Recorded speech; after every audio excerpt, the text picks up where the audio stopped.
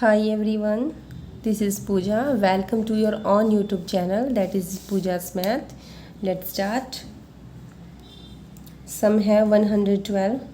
If a function is represented parametrically by the equation this, then ठीक है, तब हमें ये ऑप्शन में गिवन है, तब हमें चेक करना है.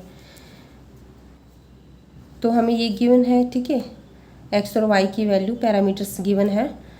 सो dy बाई डी टी निकालेंगे पहले, क्योंकि t में हमारे पास x, तो इसका डेरिवेटिव करेंगे u बाई v के मेथड से करेंगे. एक second, dy by d T, हाँ जी पहले y का करेंगे. 3/2 एज इट इज़, और 1/t² का क्या आ जाएगा, -2/t³ प्लस 1/t का -1/t³ and 2 as it is. 2 से 2 कैंसिल हो जाएगा, ये आ जाएगा सोल्व करके. अब यहाँ से इसका एलसीएम क्या आएगा, t³. सो यहाँ क्या आएगा, 3 + 2t एंड माइनस को हमने बाहर रखा है. Now dx by d t, u by v के मेथड से निकालेंगे. v², v as it is derivative of u minus u as it is derivative of v. Okay, यहाँ v t³ है और u 1 + t है. सिंप्लीफाई करेंगे, इसको अंदर मल्टीप्लाई करेंगे, ठीक है. Then we get this. तो हम t² यहाँ से क्या लेंगे, कॉमन लेंगे, और ये कैंसिल आउट हो जाएगा. यहाँ 6 पावर थी तो कट करके पावर क्या आ गई, 4. This by t⁴. Now we have to find dy by dx. So dy by d t multiply d t by d x, ठीक है. जो dx बाई डी टी था वो रेसिप्रोकल हो गया. पावर 3 थी, t⁴ या 4 थी, तो ये कैंसिल हो गई और ये कैंसिल हो गया. तो क्या बचा हमारे पास, t. अब हमारे जो ऑप्शन है, ठीक है, ये मेनली ऑप्शन से होगा, दिखा देती हूँ मैं आपको, ठीक है. ये देखिए, ये ऑप्शंस है, ठीक है. हमें इसमें पुट करके देखने पड़ेंगे. अब यहाँ पर देखो, तीनों में तो क्या है, 1 + dy बाई डी एक्स है, तो इसमें 1 प्लस करके देखो आप, 1 + dy बाई डी एक्स. तो क्या आ गया हमारे पास, 1 + t आएगा, क्योंकि t dy by d x था. अब इसके दूसरी तरफ क्या है, x × dy by d x का होल स्क्वायर, यानी कि t का स्क्वायर, ठीक है. अब t² करेंगे हमारे पास, तो dy बाई जो अगर हम स्क्वायर वाले में पुट करते हैं तो वो तो बनेगा नहीं हमारे पास, dy बाई डी टी का स्क्वायर. अब यहाँ से हमारे पास क्या बनना चाहिए, इंटू में x बनना चाहिए, बट x के नीचे क्या हमारा t³ है. सो t³ के लिए हमें क्या, t³ से मल्टीप्लाई t³ से डिवाइड करना पड़ेगा.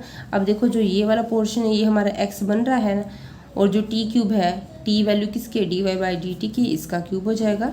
सो दिस इक्वल टू दिस, और ये हमारा ऑप्शन क्या है, सेकेंड है. नेक्स्ट है, the ratio of the coefficients of x⁻15 to the term independent of x in the expansion of this. कहता है इसकी एक्सपेंशन में हमें रेशो निकालना है, किसका, जो x⁻15 टर्म है ना, उसका कोफिशिएंट का किसके साथ निकालना है, जो इंडिपेंडेंट ऑफ x टर्म है, यानी कि जो कांस्टेंट टर्म आएगी उसके साथ. अब हमारे पास जो टर्म का फॉर्मूला होता है वो क्या होता है, अगर हमारे पास a + b⁻n वाली एक्सपेंशन हो तो क्या होता है, tr+1. तो यहाँ क्या होता है, NCR a⁻n-r एंड b⁻r. तो यहाँ पे हमारे पास a क्या है, x² है, और b क्या है, 2/x है, तो इसकी पावर r हो जाएगी, और n क्या है, 15 था. सो यहाँ से 2 जो है वो मल्टीप्लाई हो जाएगी पावर के साथ, यहाँ 2⁻r and x⁻⁻r. 15cr x⁻³ - 2r, and जो ये पावर ऐड हो जाएगी -r × 2⁻r. 15cr 2 को आगे कर लिया, और यहाँ से 2r और 1r 3r, तो 30 - 3r हो जाएगा. We have to find the coefficient of x⁻15. अब इसका कोफिशिएंट 15 x⁻15 का चाहिए. यहाँ x की पावर क्या है, 30 - 3r, यानी कि ये 15 की इक्वल होना चाहिए. सो इसको 15 की इक्वल हम पुट करेंगे, तो यहाँ से r की वैल्यू 5 आ जाएगी. तो इसका कोफिशिएंट क्या बनेगा x⁻15 का, ठीक है, जो ये वाला इसका कोफिशिएंट है x को छोड़ के, तो जहाँ जहाँ आ रहा है वहाँ वहाँ हमने 5 पुट किया, और 15c5 को ऐसे राइट कर सकते हैं और ये इसके इक्वल आ जाएगा। अब इसको, ठीक है, मैंने यहाँ पे इसको मतलब और सिंप्लीफाई कर दिया था, तो इतनी नीड नहीं है इसमें करने की, क्योंकि ये आगे कैंसिल हो जाएगा। सो ये वाला पार्ट नहीं करना। और कांस्टेंट टर्म हमें फाइंड करने के लिए क्या होना चाहिए, x raise to the power 0 होनी चाहिए। सो जो 30 - 3r था उसको 0 के इक्वल लेंगे, एंड दिस इम्प्लाइज, तो यहाँ से r की वैल्यू क्या आएगी, 10 आएगी। तो एक बार उस इक्वेशन में हम r की वैल्यू पुट करेंगे 10, तो वहाँ से हमें ये मिलेगी टर्म कांस्टेंट टर्म। जब इसको ओपन करेंगे तो NCR क्या होता है, n factorial divide by r factorial into n minus r factorial. So ये आ जाएगा। अब दोनों को डिवाइड करेंगे, रेशो के लिए डिवाइड करेंगे ना बाय में।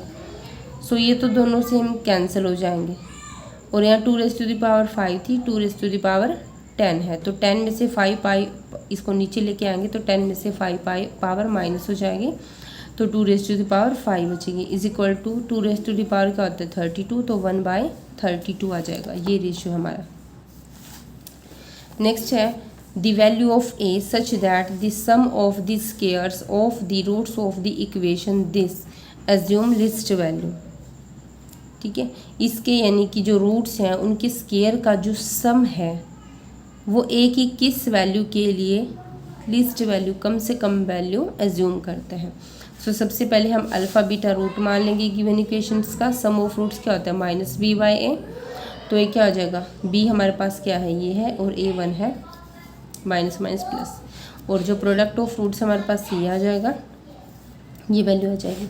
अब हमें रूट्स का स्क्वायर का सम चाहिए, तो हम क्या करेंगे, अल्फ़ा प्लस बीटा एन इसका होल स्क्वायर कर दो। ओपन कर दिया हमने। अब इन दोनों की वैल्यू है तो यहाँ पुट कर दी। इसको सोल्व करके सिंप्लीफाई करके हमारे पास alpha square plus beta square ये आ गया। अब हमें इसकी मिनिमम वैल्यू चाहिए कि ए की किस वैल्यू के लिए मिनिमम वैल्यू हो, तो एक बार इसको हम z लेट कर लेंगे, z is equal to this. अब मिनिमम वैल्यू के लिए क्या होता है हमारे पास रूल कि dy/dt क्या होता है, ठीक है, लेस देन 0 होना चाहिए, और d²y/dx ग्रेटर देन 0 होना चाहिए, चेंज होना चाहिए साइन। सो dz/dA, ठीक है, a है इसमें, यहाँ वेरिएबल का काम a कर रहे हैं, तो विद रिस्पेक्ट टू a करेंगे, डेरिवेटिव क्या आ जाएगा 2a - 2, और उसको 0 के इक्वल पुट करते हैं हम डेरिवेटिव को। सो यहाँ से a की वैल्यू क्या आ जाएगी हमारे पास 1, और ये लेस देन 0 है। उसके बाद d²y/dx चेक करेंगे, वो हमारा पॉजिटिव आना चाहिए, तो वो क्या आ जाएगा, इसका अगेन डेरिवेटिव करेंगे 2 विच इज़ ग्रेटर देन 0। सो यानी कि जो a इज इक्वल टू 1 है वो क्या है हमारे पास रिक्वायर्ड लिस्ट वैल्यू है। That's all for today.